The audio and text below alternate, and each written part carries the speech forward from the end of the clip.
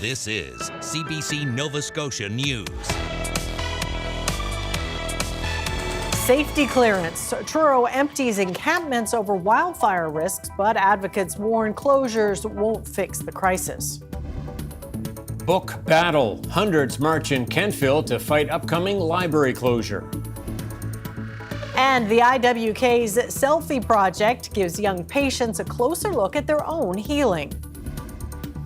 Turning up the temperatures over the next couple of days with lots of sunshine on tap as well. Your full forecast details are coming up.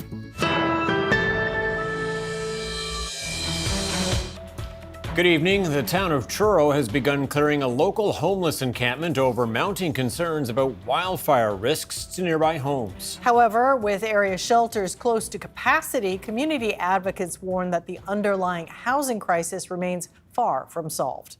The CBC's Luke Ettinger reports.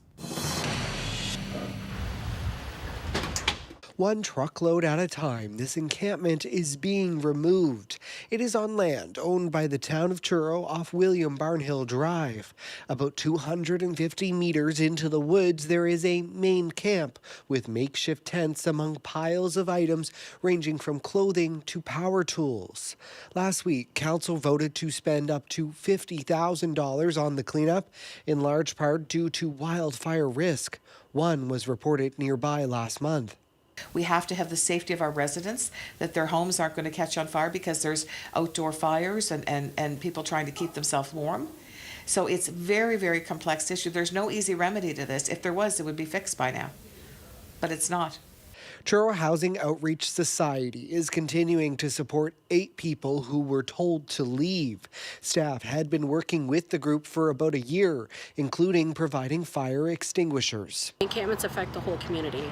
This is going to happen again until these people are able to find a place to call home. Until then, we're just going to keep trying to support people the best we can. But space is limited. The 20-bed Haven House has a wait list of 30 people, and 5 supportive housing units in Onslow are full. An emergency shelter run by Souls Harbor Rescue Mission offers space for another 20 people. So we typically average around 15 guests, so we do have a small bit of capacity still generally. Ideally, we wouldn't open up any more shelters. We would just open up maybe more supportive housing units or specifically a place for what we call high acuity clients to kind of work on getting into market housing. In 2024, an encampment formed on provincially owned land near Highway 102 in Lower Truro. Hinton says conversations are ongoing with the province to find a longer-term solution. But when you have people that are unhoused, that have substance abuse issues, and they have issues of mental health issues, you have to have on-site services in place. It's not going to work without it, because some people are not capable of looking after their life. They need help. Hinton says it is the first time the town has paid to clean up an encampment. She says there are 2 others on private property. Those landowners will be responsible for any cleanup costs. Luke Ettinger, CBC News, Truro. The union representing thousands of long-term care workers and the province have reached a tentative agreement that could end an 8-week strike. The Canadian Union of Public Employees says picket lines will stand down as members vote on the proposed new agreement. The union, representing more than 3,500 workers at 36 care homes, have been on strike since April the 13th. Wages have been the main sticking point in the contract dispute. A fight is brewing in the Annapolis Valley over the future of local libraries, and that includes the Kentville Library. The branch, along with 4 others, is slated for closure next month. Molly McNaughton reports. More than 150 people chanted and cheered as they marched through Kentville Saturday to protest their library's anticipated closure. I think the message for most people is don't close our libraries. Keep them open. We need these spaces. And that the Premier needs to start listening to us. The same things about the museums, the same things about the arts, the cuts that were made. These things are what makes Nova Scotia great. Earlier this month, the Annapolis Valley's Library Board announced it plans to close 5 of its branches because of funding shortfalls. The province maintains the government provides about 70% of operational funding for regional libraries, which amounts to $16.4 million, and that funding has never been reduced. But the funding has remained static since 2020, and libraries across the province have been asking for more amid rising costs due to inflation. I'm here because I think it's really important that people understand that we are not going to take the closure of our library. We're in a rural community. It's essential to have access to all the services that are offered by our library. Judith Putz agrees. She visits the library with her kids at least once a week. She says it's more than just a place to sign out books. It's the access to services, music services, reading services for kids, services for seniors, learning how to use technology that they've never used before. Those kinds of programs, book clubs, those are things that we wouldn't have available to us. It's great that we have libraries all across the province, but not everybody can leave their town. Supporters of other libraries slated for closure have also held rallies and protests in light of the news. As of July 20th, libraries in Hantsport, Lawrencetown, Port Williams, Middleton, and Kentville are expected to close. But Creaser says the fight isn't over yet. Molly McNaughton, CBC News, Kentville. An elderly Cole Harbour man has died before he could go on trial on a charge of first-degree murder. Edmund Joseph Organ was accused of killing his wife Judith in June of 2024. He was scheduled to face a jury trial, but the trial was postponed on several occasions as Organ's health deteriorated. He died in hospital on May 17th. A 65-year-old Ottawa man is dead and a 64-year-old woman has life-threatening injuries after police say a pickup truck entered a construction zone in Lunenburg County. The crash happened on Highway 103 near Clearland around 3:30 in the afternoon. Police say the truck drove into the construction zone where other vehicles were stopped at a temporary traffic light and collided with them. There's no word on whether the 26-year-old male driver of the truck will face charges. The investigation is ongoing. HRM has hired its first ever female fire chief. Darren Rizzi will take over from the acting chief, Dave Meldrum.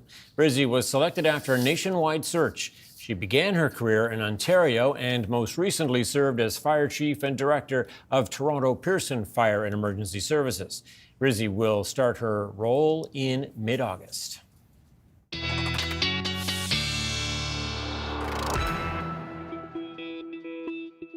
And Ryan Snoddon with us now for a quick look at the weather forecast. It sounds like Mother Nature is cranking up the heat. Yeah, the thermostat on the rise. Absolutely. It's going to be summer-like over the next couple of days. Now, today, not too bad. An improvement from the wet weather yesterday with the sunshine, but the northerly wind certainly had a bit of a bite today. Just 9 the high in Sydney. Low to mid-teens through much of Cape Breton and the eastern parts of the mainland. Climbing up into the 20s in the southwest, nicely shielded from that northerly flow. Now tomorrow, it's a west to southwest wind that is on the go, and so temperatures will be a bit cooler Tri-County area and in coastal areas of Cape Breton on the west side, Inverness side. But note temperatures are going to be widespread low to mid-20s, and then for Wednesday, we're going to be seeing temperatures that are jumping up into the high 20s and even a few 30s on the board in a true summer-like day. So yes, some good news there. Now we do have some showers that are going to be into the mix for Thursday and possibly into the weekend as well, but we'll walk you through all that with your full 7-day forecast coming up in a few minutes. Yeah, stay tuned. Okay, thanks, Ryan. Thank you. Well, a unique program at the IWK Health Centre is helping young patients understand their illness by pulling back the curtain on the lab. It's called the Selfie Project, and as the CBC's Alex Guy reports, it is giving families a whole new perspective on how their bodies are healing. Do you think other patients should get a chance to see something like that too? Yeah. Probably, yeah. This is Alice Jodry. She's 8 years old, and back in April, she was diagnosed with leukemia. Now a patient at the IWK, she was invited to the hospital's Selfie Project in the hematopathology lab. The project aims to teach patients about their diagnosis by showing them photos, or selfies, of their own cells and how the cells react to treatment. Alice's dad, Matthew, says she has a long road ahead of her, but this experience, seeing the results on a cellular level, was meaningful. She went from so many cancer cells to so few in just a month of treatment, and seeing that illustrated on screen and kind of understanding that on a different level. It's really, really fascinating to see how effective these drugs can be and how quickly those cancer cells were eliminated. I just think that knowing the behind the scenes, seeing how the magic happens, it's just really important, really valuable for patients as well as the families of those patients. Alice and her dad were given a presentation by Dr. David Conrad, the division head of hematopathology at the IWK Health Centre. He's the founder of the project. It started as an opportunity for leukemia patients to visit the lab and see their cells, learn more about their diagnosis, and it seemed to make a big impact on the families. And truthfully, it gave me a lot of job satisfaction. It is my favorite part of my job as a pathologist now. It has since expanded to include solid tumor patients, lymphoma patients, sickle cell disease, and even I've had needle phobia. Kids come in and see me get my blood drawn, and then youth in care. Patients learn and are able to ask questions about their cells. They also get a crocheted cell made by staff, a lab coat, and a tour of the general lab. Alice even got to help staff send blood upstairs. It was fun. While this project is exactly what he hoped it would be, Dr. Conrad would like to see something similar in other hospitals in the future. Alex Guy, CBC News, Halifax. Nova Scotia has become the 6th province in Canada to regulate naturopathic doctors.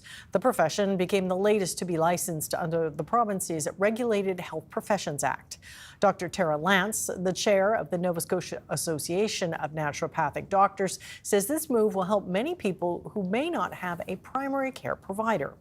It will make us one of the most progressive scopes of practice in the country, which is super exciting. There are pieces of it, including prescribing rights, imaging, referrals, and lab access that we don't have immediate access to. And that's where change takes time, and they need some time to integrate that into the system. In other provinces, naturopaths can do blood tests, prescribe medication, and make referrals. Sporting competition for people with intellectual disabilities took place in Lower Sackville this Saturday. Juliana Griot spoke with athletes and organizers to learn about why they got involved. Like any competition, these athletes are running to win. But longtime Special Olympics organizer Bruce Colburn says the beauty of the event is that competitors don't just win medals, they form close friendships. They're competitors, but really they're all friends. So it's they all sort of are supportive of one another. So it's a very positive human sort of message that you get from this. It's once you've worked a Special Olympics event, you're more than likely want to come back every year. The day-long event is geared towards those with intellectual disabilities. It includes track and field, bowling, soccer, and more. Nathan States earned himself a medal. But while that's nice, he agrees the day is about more than just winning. It's about community. I like it and get in shape. I'll meet friends. Yeah. But I know a lot of these people, I see them every year. I wanted to see how I can try it, and I loved it so much to meet more friends, and I meet him, so it's just all fun. What about you? I met Bailey the first time doing track together. I had a friend since starting just months after I started, and we're still friends today. The CEO of Special Olympics Nova Scotia says it can be difficult for some people with intellectual disabilities and their families to find someone that understands and relates to them. So spaces like this create those opportunities. It also gives many a sense of independence and self-worth. But it is the social part of it that really is the magic. The next event will be the provincial competition happening in Antigonish in July. Juliana Grillo, CBC News, Lower Sackville. Sunny evening on the Halifax waterfront. Ryan is up next with his forecast. Please stay with us.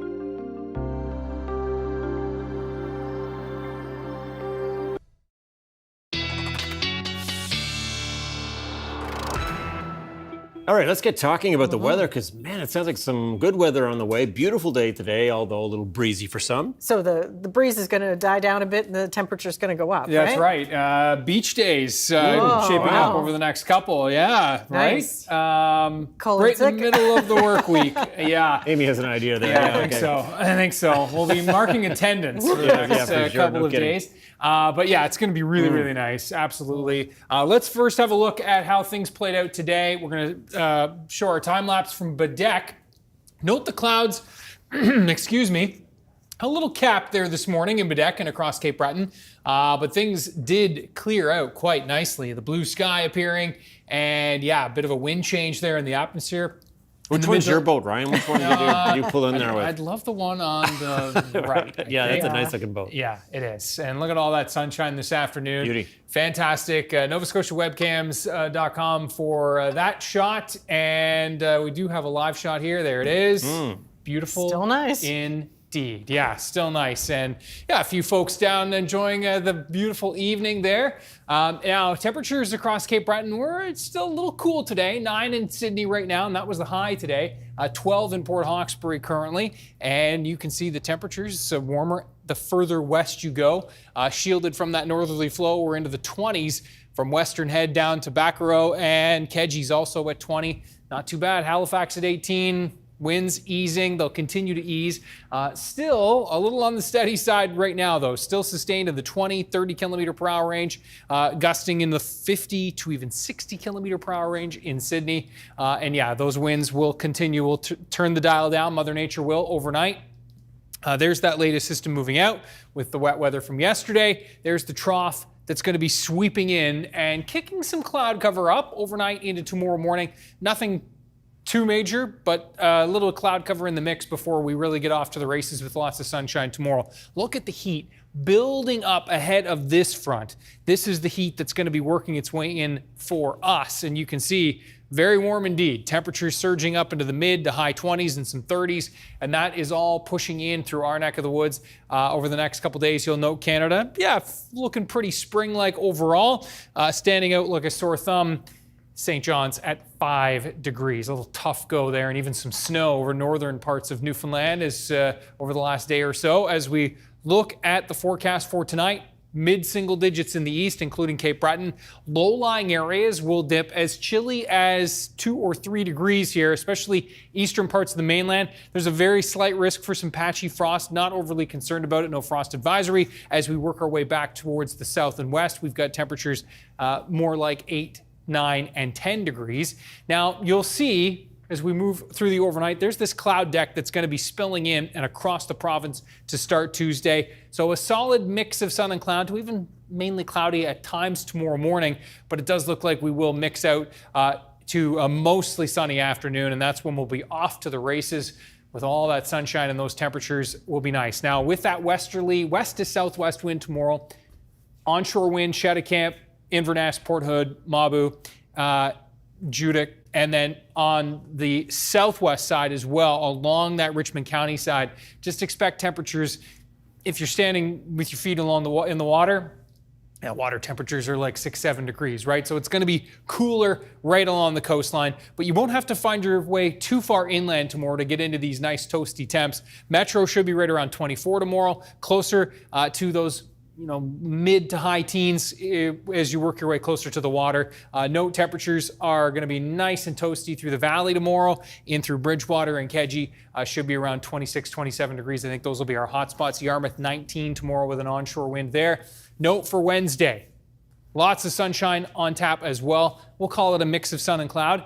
Temperatures are going to be in that mid to high 20 range, and I think we'll crack 30 from the valley across to the Northumberland shore. And then we're watching some showers that are going to be working their way in for Thursday, but they look pretty spotty, really, along this frontal boundary as it moves through the area.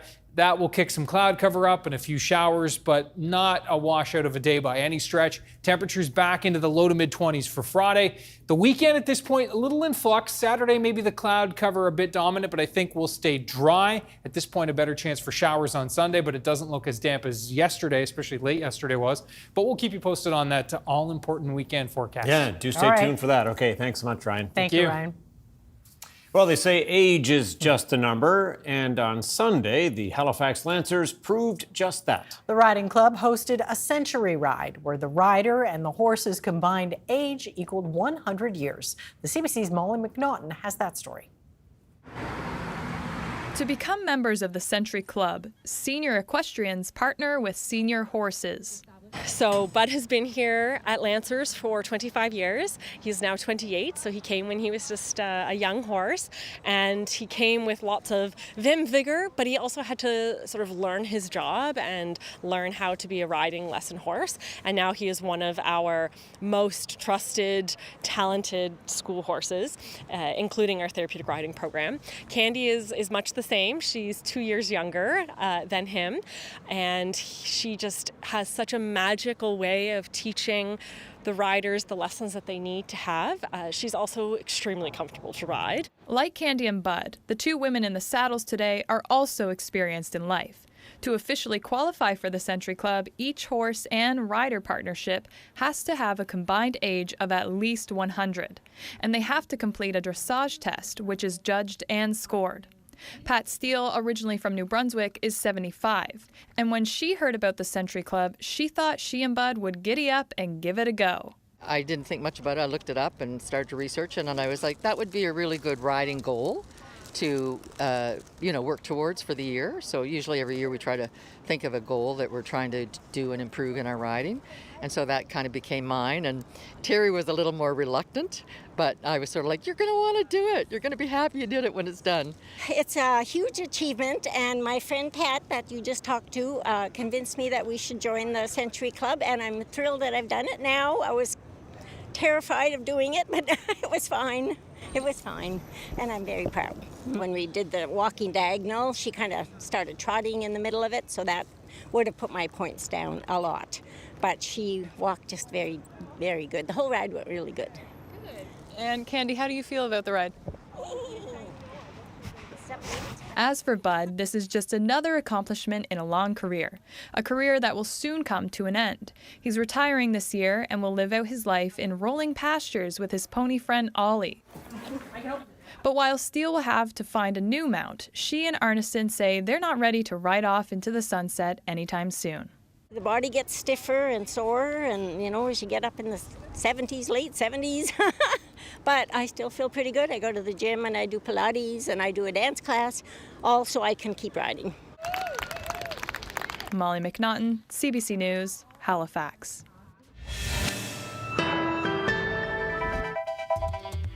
Coming up, insurance companies look at new ways to gauge wildfire risk, and it's having an impact on premiums.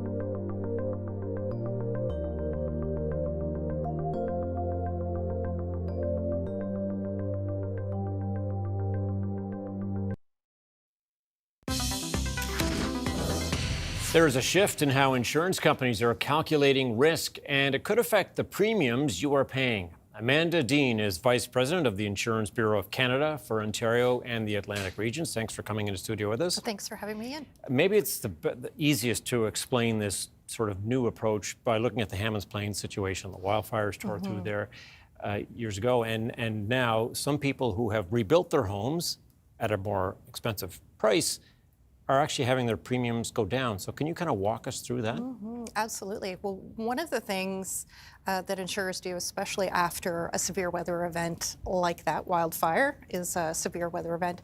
And that particular event was $165 million of insured damage.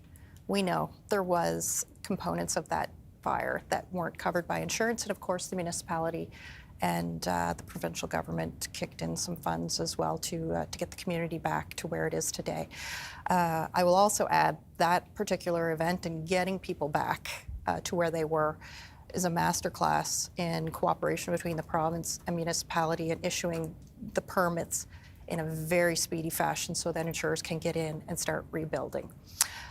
But after an event like that, insurers take a look at how are they assessing risk? How can they improve how they're assessing risk? And that, unfortunately, is not the only wildfire that's occurred recently. Certainly out west, we've seen a lot of large-scale events.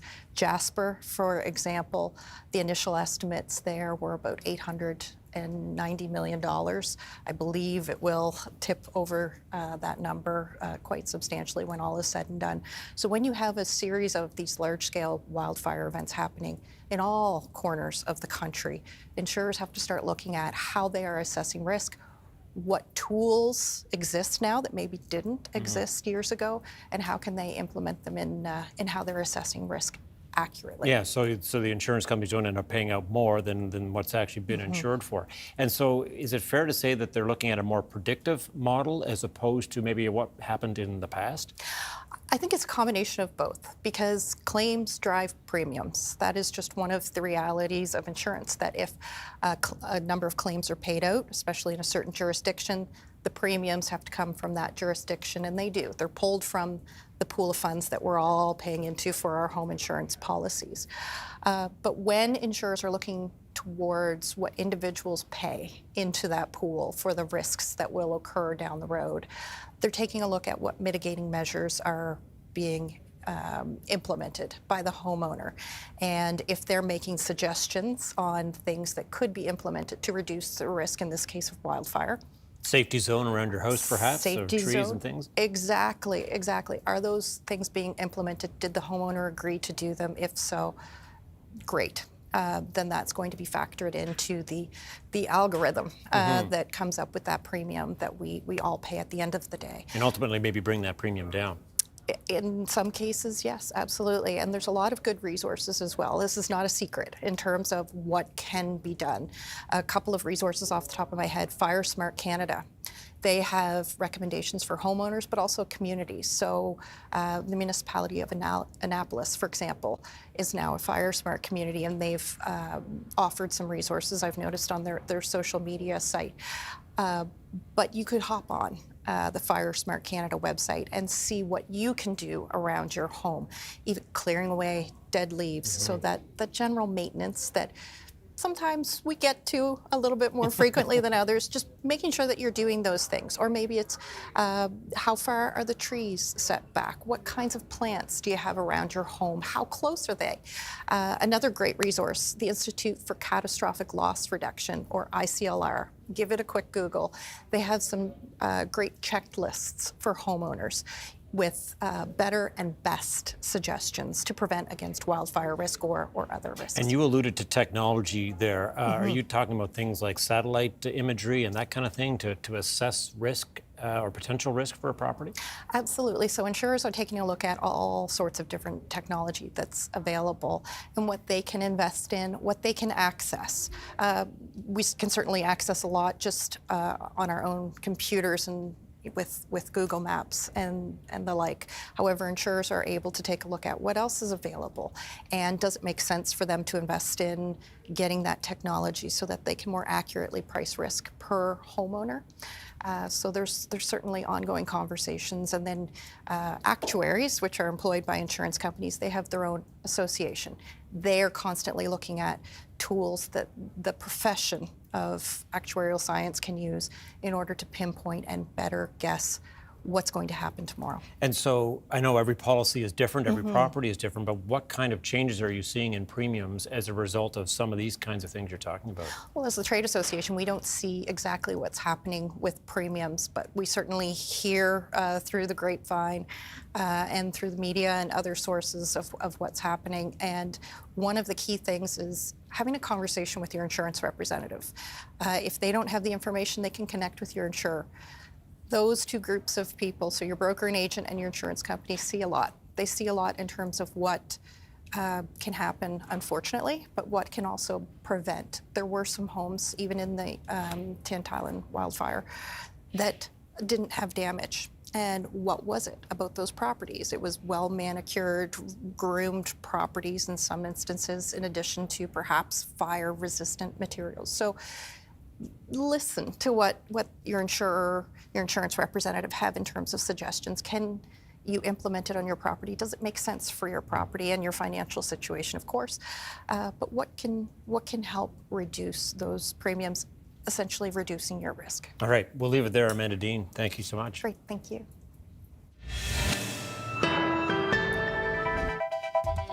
Coming up, Louise Arbour is installed as Canada's 31st Governor General in a ceremony filled with pomp and pageantry.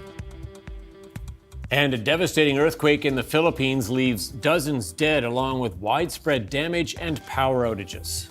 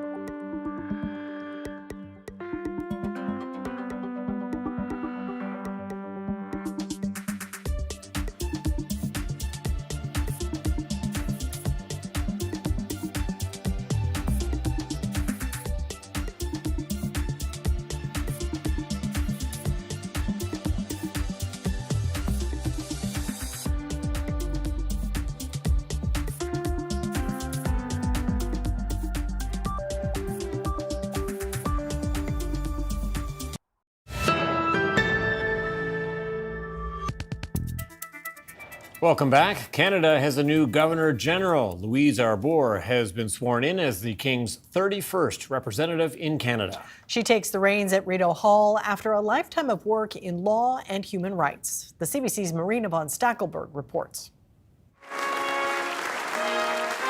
Canada's new Governor General is officially sworn in a ceremony fit for a king. Louise Arbour, after all, now represents the monarchy as Canada's head of state. Her first message was one of unity.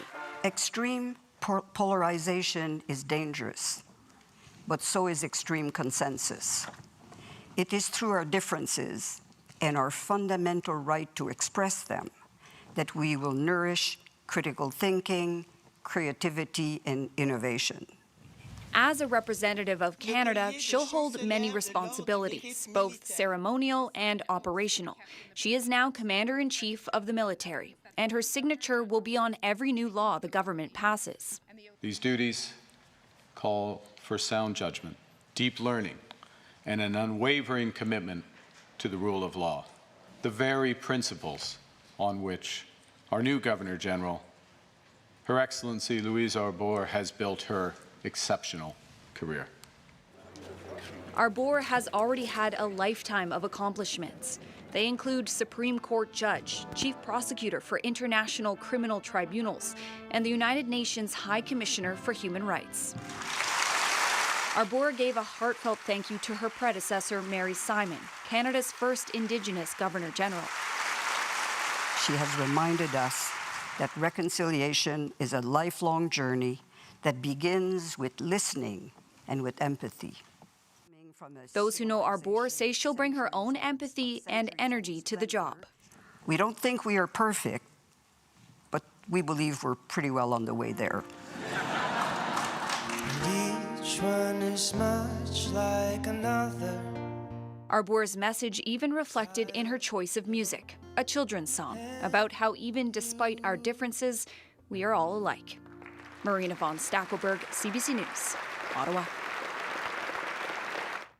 Fighting in the Middle East ramped up quickly on Sunday, with Israel and Iran trading fire for the first time in 2 months. But after hours of fighting, both countries said they were backing away from additional strikes, at least for now. Crystal Gumansing has more. Both Iran and Israel appear to be ready to stand down less than 24 hours after a series of intense strikes and counterstrikes. Israeli Prime Minister Benjamin Netanyahu speaking to those in Israel in Hebrew, saying he is prepared to stop the strikes on Iran. However, he warns that Israel has the right and will defend itself. במידה שמשטר הטרור יעשה את הטעות ויחזור לתקוף אותנו, נגיב בעוצמה. כי לישראל יש זכות מלאה להגנה עצמית, ואנו מממשים אותה ככל שהדבר נדרש.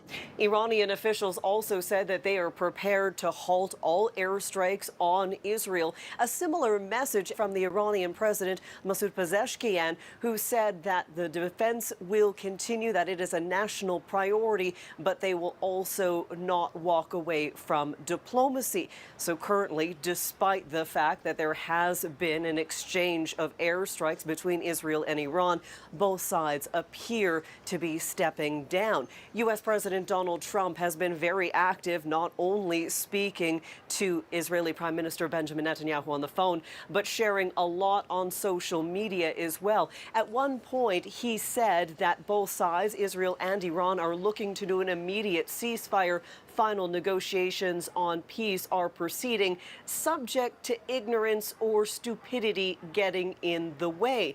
He also said that the blockade will remain in place and in full effect until a final deal is reached, that things should move quickly. Of course, there he's talking about the blockade in the Strait of Hormuz. Now, it is unclear where any sort of peace agreement stands right now. Iran has been very clear that it does not want to see any more strikes by Israel in Lebanon. Israel says it has been striking Lebanon, specifically areas it says are being used by the Iranian-backed proxy Hezbollah in order to ensure the safety of Israeli residents. Crystal Gumansing, CBC News, Jerusalem. A powerful earthquake off the coast of the Philippines has killed at least 32 people, injured hundreds of others, and caused serious damage on the southern island of Mindanao. The undersea quake measured 7.8 in magnitude, so strong that the earth could be seen moving back and forth in a video captured outside an elementary school. Dave Grudenbaum reports.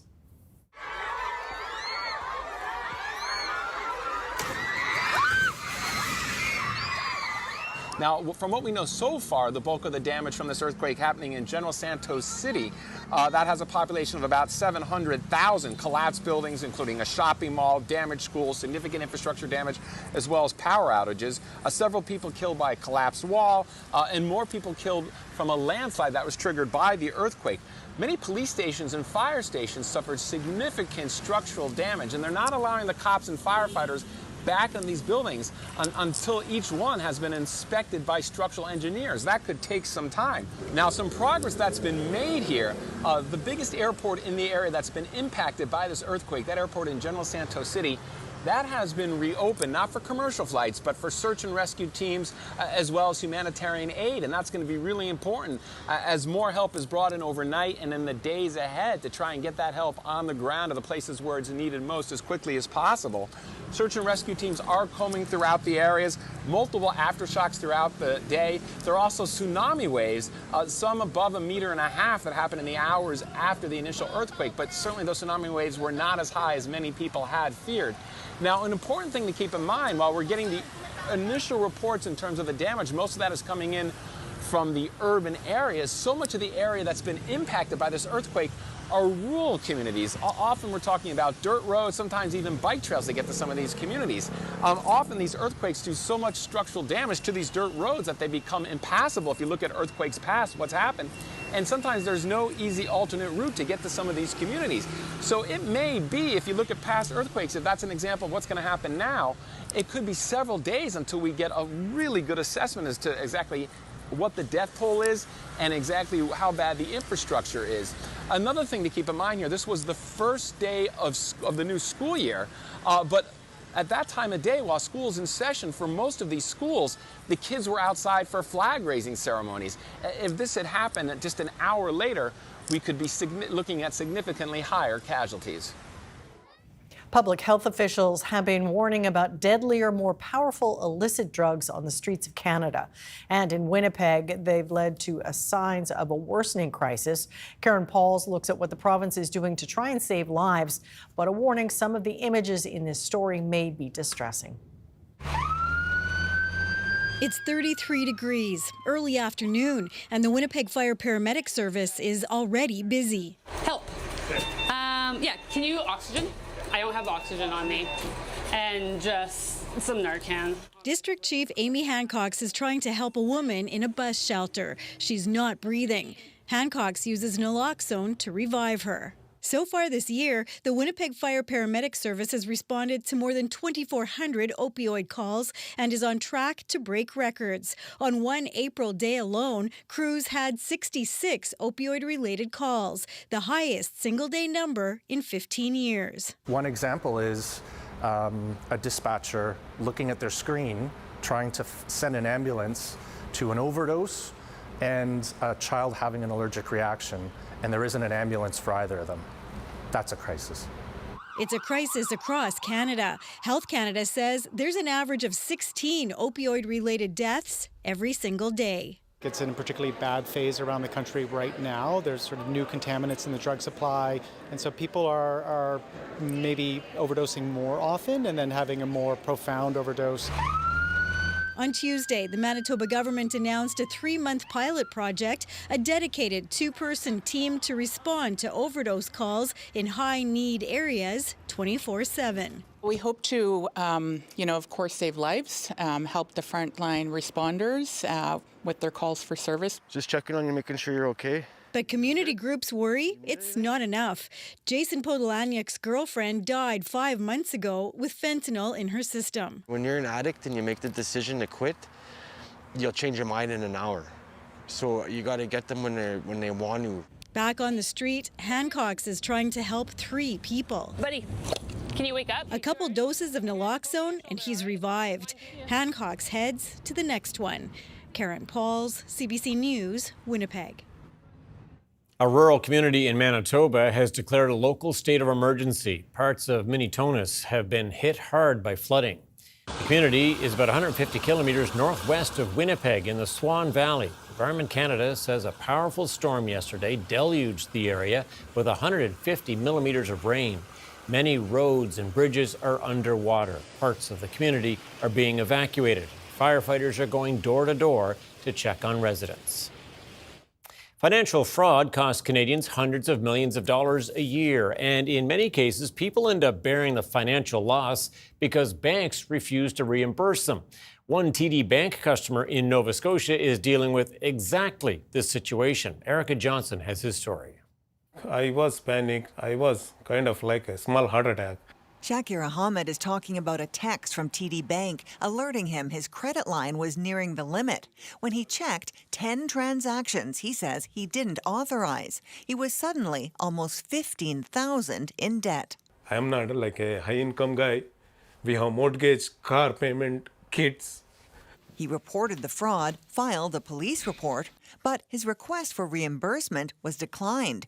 TD said his IP address and one-time passcodes were used. I can't explain in words how big this is on me, yeah. Thing is, he insists he got no passcodes. We asked TD several times what evidence it has his account wasn't hacked. A spokesperson wouldn't say. That's a problem, says this cybersecurity expert. No evidence of negligence was provided by the banking institution, and I don't know why that is, because if I were the bank, that's the first thing I would show. He says Canada lags behind other countries like the UK, Singapore, and Australia when it comes to protecting consumers from fraud losses. They have legislation that holds the banks responsible if they can't prove gross negligence by the customer. So they are incentivized to have proper anti-fraud controls in place. We asked the federal government why banks here aren't held more responsible for fraud, something consumer advocates and even the banking ombudsman have called for. But the finance minister didn't answer the question. We're going to be consulting. Like I said, that's why we will launch consultation. Meantime, Ahmed says TD has begun clawing back monthly payments, including interest, a financial toll he says is devastating. I did everything to protect my account. They didn't do enough to protect my money. Erica Johnson, CBC News, Vancouver. It is time to take a quick break now, but first, here's a look at how the markets did today. Canada's main stock index edged higher, helped by gains in technology stocks as U.S. markets were mixed.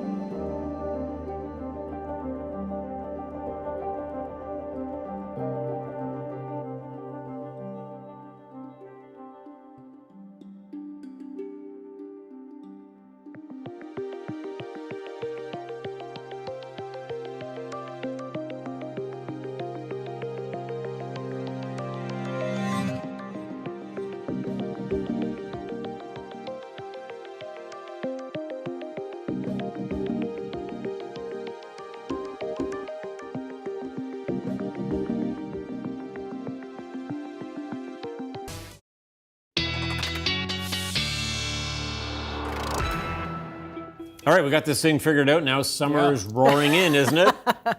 And signs of summer now? Or are we just skipping ahead? Or Yeah. I mean, technically, yeah, we're still, the official start of summer, still a week or so away. And so, yeah, we're just calling it feels like summer still. But it certainly will over the next couple days. And looking like summer with some of these sunrises. Have a look at this. This is from Digby looking out over the Annapolis Basin. Wow. Stunning. David McDonald with a terrific picture. Ryan's picks at cbc.ca. And yeah, lots coming in over the last few days. And a beautiful one from David. Thank you so much for that. Have a look at tomorrow. Temperatures right around 21, 22 for Digby in the Annapolis Basin. And with that onshore west to southwest flow, Yarmouth near 19. Warmest temperatures, obviously, inland, shielded from that west to southwest wind. Mid-20s will be widespread. Temperatures across Cape Breton, high teens along the coastlines in those west to southwest winds, but 22 to 23 inland there as well. We're really turning up the heat for Wednesday. Temperatures in the mid to high 20s, feeling a little bit warmer with the humidex, but really not a whole lot of humidity, thankfully, this time of year just yet. We're looking at, although yesterday was a little on the muggy side for sure, 30 degrees across the Annapolis Valley, Truro, and across to the Northumberland shore for tomorrow. Just a quick note that trough line moving in tonight into Tuesday morning, we'll kick some cloud cover up, but then we're back into the sunshine into the afternoon. Looking at chance for showers Thursday, and we'll keep an eye on that weekend. Yeah, not so bad at all. Okay, thanks, Ryan. Well, if the NHL finals have lost some of their luster without a Canadian team, there's another competition to fill the void. It's the Stanley Pup. Yes, the competition of cuteness took place today, allowing adorable puppies and kittens to find a home. Each animal represents one of the 32 NHL teams for the tournament. Organizers say it's a fun way to make an impact and get shelter animals adopted. Some of the cute pups representing Canadian teams are Cole Caulfield. And there's also Max Doggy. And he's a shelter dog representing, of course, the Toronto Maple Leafs. Very clever. That's fun. Did you write that spot, Ryan? Yes, of course. Yeah. That's it for us tonight. Thanks so much for watching. We'll see you next time. Good night. Good night.